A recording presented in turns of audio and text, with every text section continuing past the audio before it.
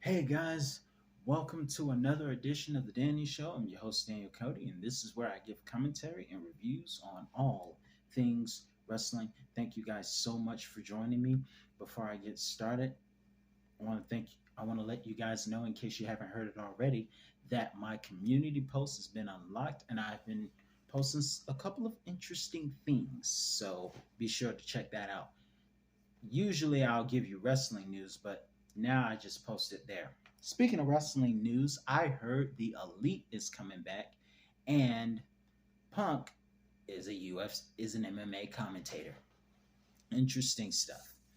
But in any event, let's get started with tonight's broadcast of Friday Night SmackDown, where we open up the show with the Brawling Brutes coming out and telling us that they're going to reveal their secret guy later on that night.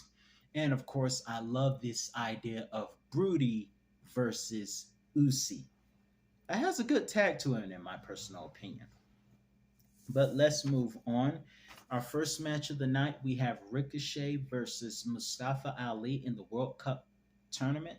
Mustafa, of course, representing Pakistan, although he's from Chicago, just like CM Punk. And you have Ricochet representing America.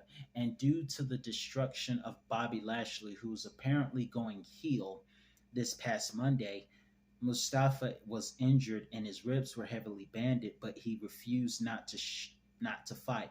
Ricochet was conflicted during the match until Mustafa Ali hit him with the elbow in the back of the neck. So it got very competitive. We saw Ali do the corkscrew over the top rope, but that backstabber that he did from the top rope onto Ricochet was a bad idea because he landed on his back and he got the worst effect. Another bad idea is when Mustafa Ali sold that clothesline that Ricochet did. In my personal humble opinion, I really think they need to stop overselling those clotheslines because that's how Adam Page got injured.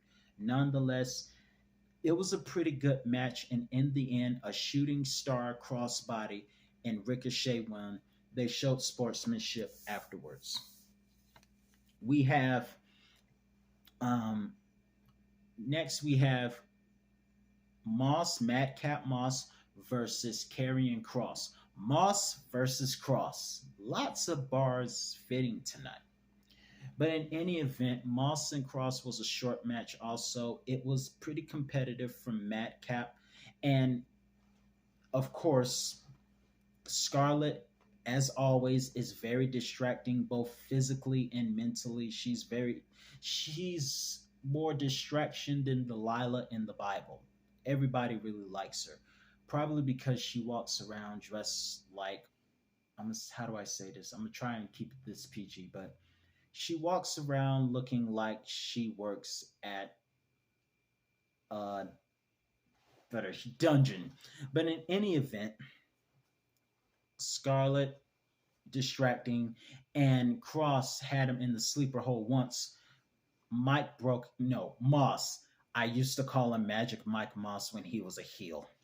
But Moss broke out the first time, but then he caught his breath long enough for Cross to put him back in the sleeper and he went out.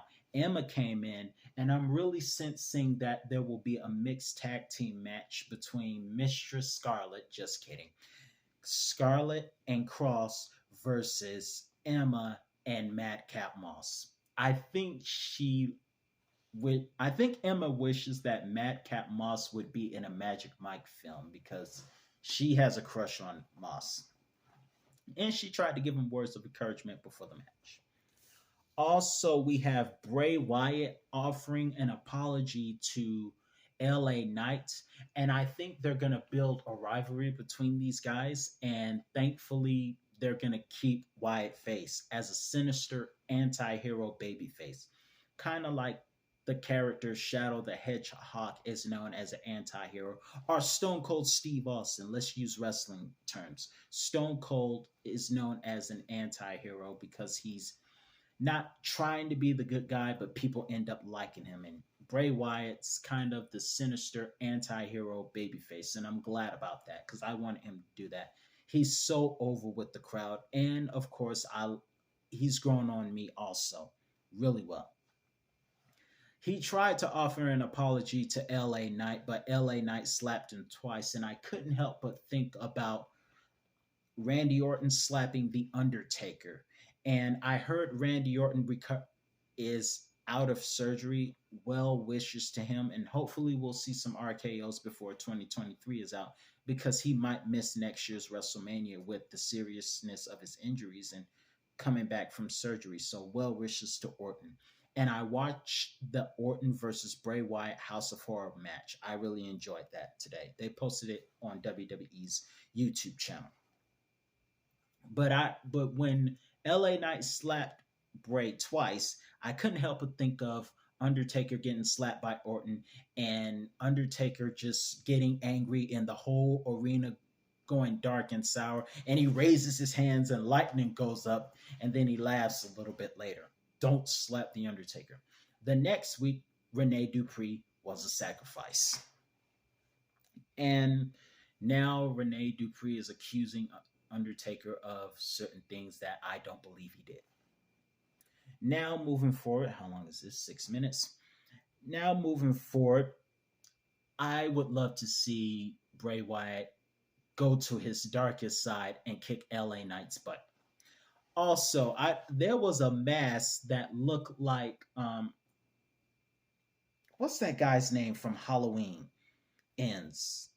Michael Myers. Somebody had a Michael Myers like mask in the closet as LA Knight was leaving. That's going to be very interesting. So, next we have Shayna Baszler accompanied with Ronda Rousey versus Shotzi. And Rousey played mind games with Shotzi the whole time, which didn't help her in the match against Shayna Killer, as I like to call it. Shayna Killer. Thankfully, SmackDown's tallest goddess, Raquel Rodriguez, also Braun's girlfriend, came to make the save, and Shotzi did the roll up. Now, I don't know if it's going to be an interesting match between Shotzi and Rousey at Survivor Series, but I'm still looking forward to seeing what happens. Also, speaking of Braun Strowman was the mystery tag partner versus with the New Day versus the Adams family, aka Imperium. And nonetheless, New Day and Braun Strowman would win that match, of course.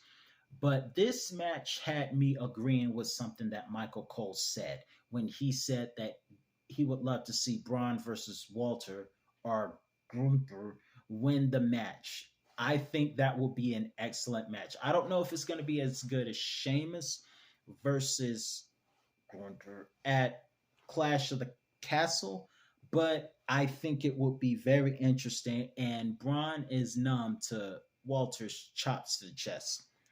And last but not least, we have a short match between Pete Dunne, aka Butch, versus Sami Zayn, which didn't take long for all the members of War Games to start fighting on the outside, which would eventually lead to Butch defeating Sami Zayn. And I'm glad they let Butch, aka Pete Dunne, say War Games because he knows about War Games very well since War Games was originally in NXT.